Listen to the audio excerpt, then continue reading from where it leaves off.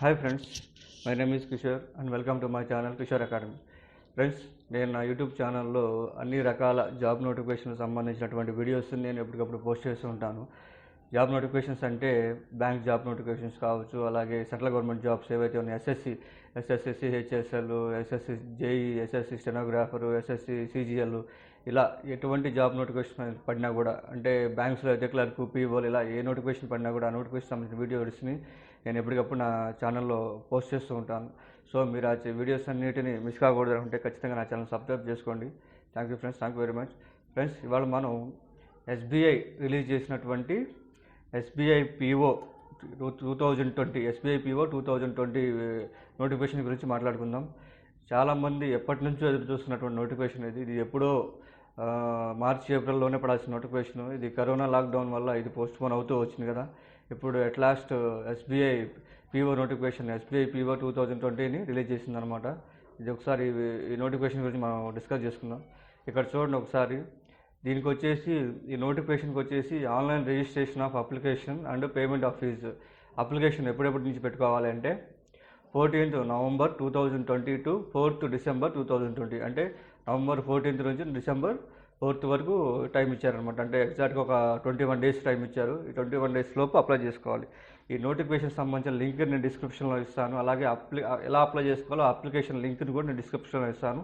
వాటి ద్వారా మీరు డైరెక్ట్గా అప్లై చేసేసుకోవచ్చు. అలాగే ఆ లింక్ ద్వారా మీరు నోటిఫికేషన్ కూడా డౌన్లోడ్ చేసుకోవచ్చు. మీరు ఒకసారి జాగ్రత్తగా అబ్జర్వ్ చేసుకోండి.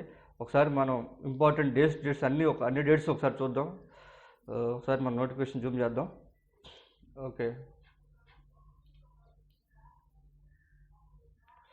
ఓకే, ఇక్కడ చూడండి. ఇక అన్ని డేట్స్ షెడ్యూల్ మొత్తం ఇచ్చేసారు.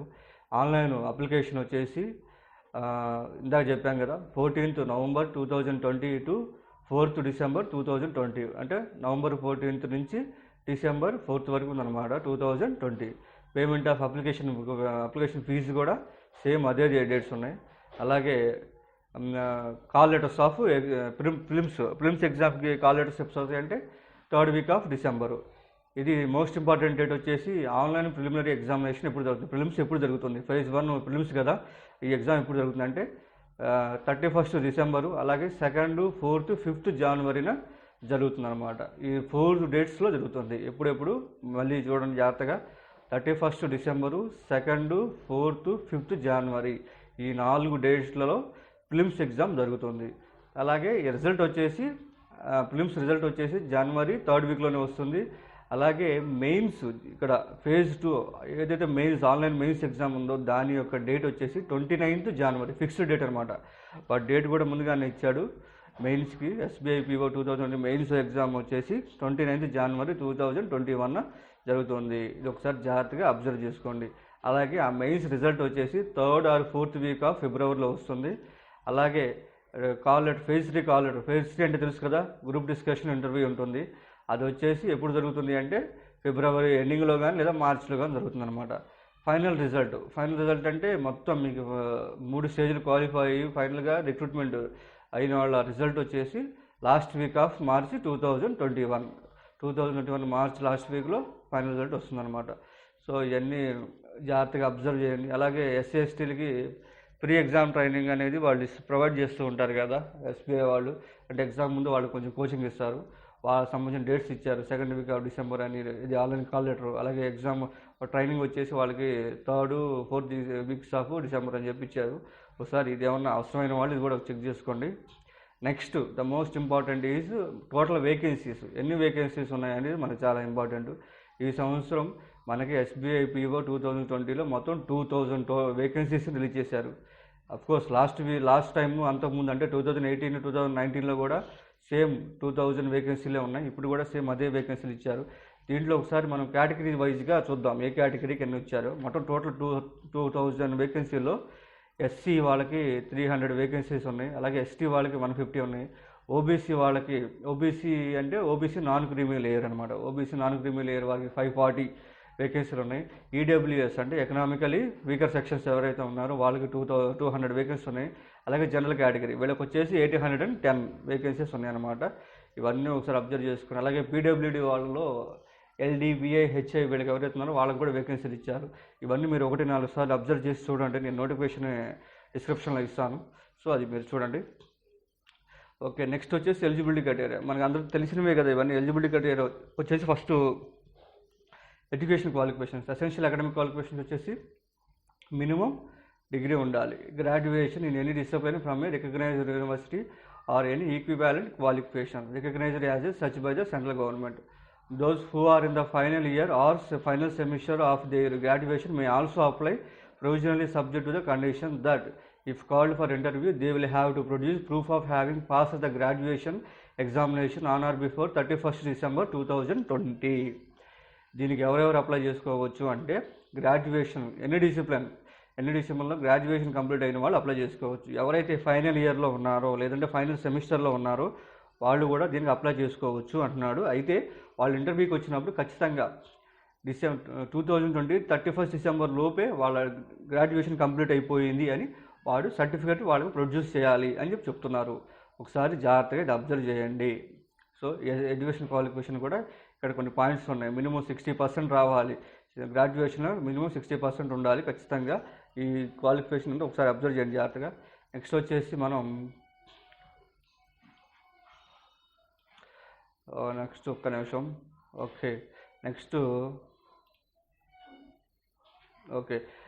వచ్చేసి ఏజ్ లిమిట్ మీకు అందరికీ తెలిసిందే కదా. ఒక్క నిమిషం. ఏజ్ లిమిట్ వచ్చేసి 20 years to 21 years to 30 years మధ్యలో ఉండాలన్నమాట. As on 1st April 2020. April 2020లో వాళ్ళ ఏజ్ ఎలా ఉండాలి అంటే 21 years నుంచి 30 years మధ్యలో ఉండాలి. Not below 21 years or not above 30 years. 21 years కన్నా 30 తక్కువ ఉండకూడదు, అలాగే 30 years కన్నా ఎక్కువగా ఉండకూడదు అనమాట. యాజ్ ఆన్ 1st April 2020 అంటే వాళ్ళు డేట్స్ కూడా ఇచ్చారు. వాళ్ళు ఎప్పుడెప్పుడు పుట్టి ఉండాలి, వాళ్ళ డేట్ ఆఫ్ బర్త్ ఎక్కడ ఉండాలి అంటే వాళ్ళు ఎప్పుడెప్పుడు పుట్టారంటే not later than 1st April 1990 and not earlier than 2nd April 1990. ఆ క్యాండిడేట్స్ ఎవరైతే ఉన్నారో వాళ్ళు 1990 ఏప్రిల్ 2 ముందుగా పుట్టుండకూడదు. ఈ డేట్లో పుట్టుండొచ్చు, దీని ముందు పుట్టుండకూడదు. అలాగే ఏప్రిల్ 1 1990 తర్వాత పుట్టి ఉండకూడదు. వాళ్ళు ఆ డేట్లో కూడా పుట్టి ఉండొచ్చు. ఖచ్చితంగా ఈ 2 డేట్స్ మధ్యలో 2nd April 1990 to 1st April 1999 ఈ డేట్స్ల మధ్యలో పుట్టిన వాళ్ళు మాత్రమే దీనికి అప్లై చేయడానికి ఎలిజిబుల్. అది జాగ్రత్తగా అప్లై చేయండి, అలా జాగ్రత్తగా అబ్జర్వ్ చేయండి. అలాగే వీళ్ళకి ఏజ్ రిలాక్సేషన్ ఏమి ఉందా అంటే ఖచ్చితంగా ఉంది.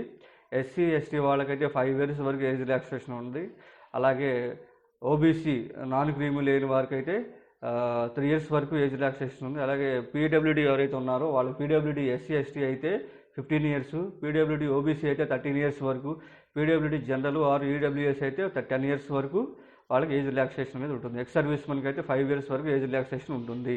ఇది కూడా మీరు జాగ్రత్తగా అబ్జర్వ్ చేయండి. నేను నోటిఫికేషన్ డిస్క్రిప్షన్లో ఇస్తాను. తర్వాత రిజర్వేషన్ పరిధి, PWD ఇవన్నీ మనం చూసినవే. ఒకసారి ఇవి కూడా అన్నీ చూడండి. ఓకే,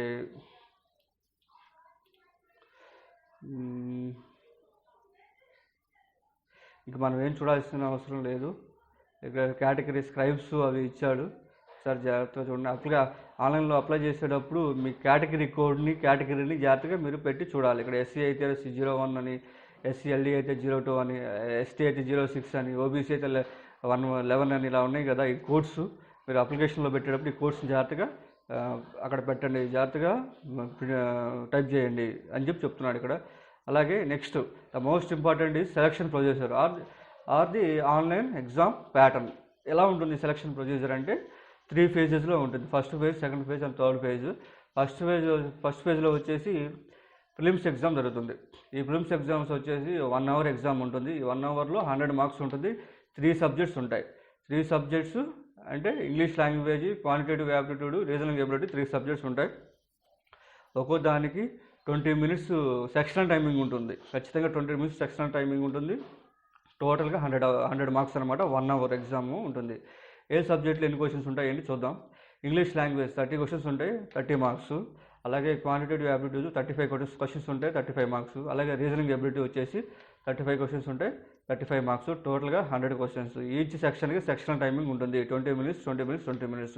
ఇది జాగ్రత్తగా చూడాలి. అలాగే దీనికి నెగిటివ్ మార్క్ ఉంటుంది, ఖచ్చితంగా 0.25 నెగిటివ్ మార్క్ ఉంటుంది. మీరు పెట్టిన క్వశ్చన్ కరెక్ట్ అయితే 1 మార్క్ వస్తుంది, లేదా రాంగ్ అయితే దానికే -0.25 మార్క్ అనేది రావడం జరుగుతుంది. ఇది ఫేజ్ 1 ఎగ్జామ్ ప్రిలిమ్స్. ఫేజ్ 2 వచ్చేసి మెయిన్స్ ఎగ్జామ్ జరుగుతుంది అనమాట. ఇది టోటల్గా 200 మార్క్స్ జరుగుతుంది. అందులో 155 మార్క్స్కి వచ్చేసి మామూలుగా ఆన్లైన్ టెస్ట్ ఉంటుంది, అలాగే దాని తర్వాత టైపింగ్ టెస్ట్ ఉంటుంది, డిస్క్రిప్టివ్ అనమాట. మీరు లెటర్ రైటింగ్ ఎస్ఏ టైప్ చేయాలి, అది ఒక 50 మార్క్స్ ఉంటుంది. మొత్తం 200 మార్క్స్ ఇక్కడ ఉంటుంది. ఒకసారి ఆబ్జెక్టివ్ టైప్ ఎగ్జామ్ ప్యాటర్న్ ఎలా ఉంటుందో చూద్దాం. దీనికి కూడా సెక్షన్ టైమింగ్ ఉంటుంది, మొత్తం 3 hours ఎగ్జామ్. ఒకసారి చూద్దాం. ఫస్ట్ సెక్షన్ వచ్చేసి రీజనింగ్ అండ్ కంప్యూటర్ యాప్టిట్యూడ్. ఇది వచ్చేసి 45 క్వశ్చన్స్ ఉంటాయి, 60 మార్క్స్. అంటే కొన్ని క్వశ్చన్స్ 2 మార్క్స్ క్వశ్చన్స్ కూడా ఉంటాయి అనమాట, అవి మీరు జాగ్రత్త చూడాలి. First reasoning and computer aptitude 45 questions ఉంటాయి, 60 మార్క్స్. దీనికి వచ్చేసి 60 minutes టైం, అంటే 1 hour ఈ ఒక్క సెక్షన్కే ఉంటుందన్నమాట. 3 hours టైంలో 1 hour ఈ ఒక్క సెక్షన్కే ఉంటుంది. అలాగే data analysis and interpretation, nothing but quantitative aptitude. ఈ క్వాంటిటేటివ్ యాప్టిట్యూడ్ వచ్చేసి 35 క్వశ్చన్స్ ఉంటాయి, ఇది కూడా 60 మార్క్స్ ఉంటుంది. ఇది 45 minutes టైం ఉంటుంది దీనికి. అలాగే వచ్చి general, economy, banking awareness, nothing but current affairs అనమాట. ఈ కరెంట్ అఫైర్స్ వచ్చేసి 40 క్వశ్చన్స్ ఉంటాయి, 40 మార్క్స్, 35 minutes టైం ఉంటుంది. తర్వాత ఇంగ్లీష్ లాంగ్వేజ్, ఇంగ్లీష్ వచ్చేసి 35 క్వశ్చన్స్ ఉంటాయి, 40 మార్క్స్, 40 minutes టైం ఉంటుంది అనమాట. ఇది వచ్చేసి టోటల్గా 155 క్వశ్చన్స్ ఉంటాయి, 200 మార్క్స్, 3 hours. ఈ 200 మార్క్స్ ఈ 3 hours కంప్లీట్ అయిపోయిన తర్వాత మనకి ఒక అరగంట టైం ఉంటుంది. తర్వాత దానికి మనం క్వశ్చన్స్ డిస్క్రిప్టివ్ టైప్ ఉంటుంది. డిస్క్రిప్టివ్లో ఏంటంటే letter writing and essay type చేయాల్సి వస్తుంది. సో ఇది దీంట్లోనే ఇంక్లూడ్, వెంటనే 3 hours ఎగ్జామ్ అయిపోగానే ఇది ఓపెన్ అయిపోతుంది అనమాట. సో ఈ డిస్క్రిప్టివ్ టెస్ట్ కూడా కంప్లీట్ చేయాలి. మొత్తం ఫేజ్ 2 అనమాట. ఫేజ్ 2 ఏంటి, మెయిన్స్ ఎగ్జామ్. అందులో ఆబ్జెక్టివ్ టైప్ టెస్ట్ ఉంటుంది, అలాగే డిస్క్రిప్టివ్ టెస్ట్ రెండు విధాలుగా ఉంటుంది. ఇక నెక్స్ట్ ఫేజ్ 3. ఫేజ్ 3 వచ్చేసేటప్పుడు ఇది ఫేజ్ 3లో మళ్ళీ 2 రకాలుగా ఉంటాయి. అందులో ఒకటి గ్రూప్ డిస్కషను 20 మార్క్స్ ఉంటుంది, అలాగే ఇంటర్వ్యూ 30 మార్క్స్ ఉంటుంది. Group discussion 20 marks, interview 30 marks ఉంటుంది. ఈ టోటల్గా అన్ని పేజీలన్నీ కంప్లీట్ అయిపోయిన తర్వాత వీటన్నిటిలో మార్క్స్ చూసి ఫైనల్గా సెలెక్ట్ చేస్తారనమాట. ఇందులో ఫేజ్ 1 ప్రిలిమ్స్ వచ్చేసి జస్ట్ క్వాలిఫైయింగ్ మార్కే, దీన్ని ఫైనల్ సెలక్షన్కి తీసుకోరు. జస్ట్ దీంట్లో క్వాలిఫై అయిన వాళ్ళని మెయిన్స్కి పంపిస్తారు. మెయిన్స్లో వచ్చే మార్కే చాలా ఇంపార్టెంట్. మెయిన్స్, ఇంటర్వ్యూ మార్క్స్ రెండు కలిపి ఫైనల్ సెలక్షన్కి తీసుకుంటారు. ఇక్కడ జాగ్రత్తగా చూడండి, ఇక్కడ ఫైనల్ సెలక్షన్ ఉంది కదా, ఇక్కడ చూస్తే మీకు అర్థమవుతుంది. ఒకసారి మనం జూమ్ చేద్దాం. ఇదిగోండి, the candidates will have to qualify both in phase 2 and phase 3 separately. The marks obtained in main examination, both in the objective test and the descriptive test, will be added to the marks obtained in phase 3 for preparing final merit list. The marks obtained in the preliminary examination, that is phase 1, will not be added for the preparing the final merit list అనమాట. అర్థమవుతుంది కదా. Prelims ఎగ్జామ్స్లో ఏవైతే marks వచ్చాయో అది final merit list తయారు చేయడానికి, అంటే ఫైనల్ సెలక్షన్ తయారు చేయడానికి అవి మేము కన్సిడర్ చేయము అని చెప్తున్నాడు. ఏవైతే ఫేజ్ 2 అండ్ ఫేజ్ 3లో వస్తే మార్క్స్ వస్తాయో, అంటే మెయిన్స్ ఎగ్జామ్ అలాగే ఇంటర్వ్యూ గ్రూప్ డిస్కషన్ వచ్చే మార్క్స్ ఏవైతే ఉంటాయో అవే ఫైనల్ సెలక్షన్కి వాళ్ళు దే టేకెన్ ఇంటూ కన్సిడరేషన్. అవి మార్క్స్ జాగ్రత్తగా అబ్జర్వ్ చేసుకోండి. మెయిన్స్లో వచ్చే మార్క్స్ చాలా ఇంపార్టెంట్. మెయిన్స్లో ఎంత వీలైతే అంత ఎక్కువ స్కోర్ చేయాలి, ఖచ్చితంగా చూసుకోండి. తర్వాత రిజల్ట్ పబ్లికేషన్, రిజల్ట్ కూడా వీళ్ళు ఆన్లైన్లోనే ఇస్తారు. అలాగే ఎగ్జామినేషన్ సెంటర్స్ మనకి ఇండియా వైడ్గా ప్రతి స్టేట్లో ఏ స్టేట్లో ఎక్కడ కావాలో మనం అప్లై చేసుకోవచ్చు, దానికి ఏం ఇబ్బంది లేదు. తర్వాత ఎమాల్యుమెంట్స్ అంటే నథింగ్ బట్ శాలరీ. జాబ్ వచ్చిన తర్వాత ఎంత శాలరీ వస్తుంది అంటున్నాడు. బేసిక్ పే ఇచ్చాడు. ఇక్కడ 27,620 బేసిక్ పే ఇచ్చాడు. ఇవి మొత్తం ఇక్కడ అన్ని పరీక్ష అన్నీ కలుపుకొని పర్ యానము సెలెక్ట్ అయిన క్యాండిడేట్కి 7.5 lakhs to 12.9 lakhs వరకు ఉంటుంది. అంటే 7,50,000 నుంచి సంవత్సరానికి 12,90,000 వరకు శాలరీ ఉంటుందన్నమాట. అలాగే ఇక్కడ చూడండి, జాయినింగ్, ట్రైనింగ్, కెరీర్ పాత్ ఎలా ఉంటుంది. వీళ్ళకి జాయిన్ అయిన తర్వాత the selected candidates will be exposed to basic banking knowledge through an online course. Will have to complete this course before joining ముందు ఈ కోర్సుని కంప్లీట్ చేయాలంటున్నాడు. వాళ్ళే ఈ కోర్స్కి చెప్తారు. అలాగే the selected candidates at the time of joining will have to execute A bond for the value of 2 lakhs to serve the bank for minimum period of 3 years. The bond will be invoked by the bank if the candidate resigns from the service of the bank before expiry of the 3 years. మనం join అయినప్పుడు 2 lakhsకి bond రాయాలని అంటున్నారు. ఎందుకంటే మనం minimum 3 years బ్యాంక్లోనే పనిచేయాలి. ఒకవేళ 3 years ముందుగానే మనం బయటకు వచ్చేయాలంటే వాళ్ళకి ఆ 2 lakhs కట్టి బయటికి రావాల్సి ఉంటుందన్నమాట. సో అది ఈ పీఓగా జాయిన్ అయిన వాళ్ళు మినిమం 2 years ప్రొబేషనరీ పీరియడ్ ఉంటుందండి, ట్రైనింగ్ పీరియడ్ ఉంటుందన్నమాట. ఇక్కడ చెప్తున్నారు చూడండి. On joining the selected candidates will be designed as the probationary officers and maybe on the probation period for 2 years. 2 years వరకు వాళ్ళు ప్రొబేషన్లోనే ఉంటారు. ఆ తర్వాత 2 years ప్రొబేషన్ పీరియడ్ అయిపోయిన తర్వాత వాళ్ళు జూనియర్ మేనేజ్మెంట్ గ్రేడ్ స్కేల్ 1లో వెళ్తారనమాట. అంటే ఏదైనా ఒక బ్రాంచ్లో అసిస్టెంట్ మేనేజర్గా వాళ్ళని అపాయింట్ చేస్తారు. అక్కడి నుంచి వాళ్ళు కొద్దిగా ఇంప్రూవ్ అవుతూ ఉంటారు ప్రమోషన్ల ద్వారా. అది జాగ్రత్తగా ఒకసారి అబ్జర్వ్ చేయండి. నేను నోటిఫికేషన్ని డిస్క్రిప్షన్లో ఇస్తాను. అలాగే అప్లికేషన్ ఫీజు ఈసారి అప్లికేషన్ ఫీజు కొద్దిగా పెరిగింది. పోయిన సంవత్సరం వరకు SBI PO అప్లికేషన్ ఫీజు 600 ఉండేది. ఇప్పుడు అది వచ్చేసి 750 రూపీస్ అయింది. ఈ 750 రూపీస్ కూడా only general EWS and OBC candidates వరకు మాత్రమే.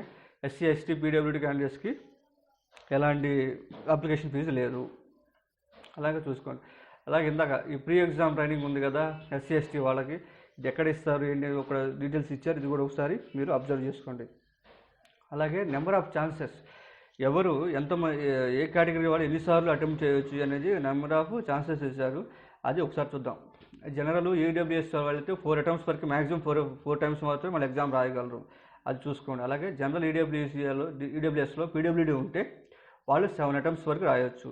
అలాగే OBC వాళ్ళు 7 attempts, అలాగే OBCలో PWD ఉంటే 7 attempts వరకు రాయొచ్చు.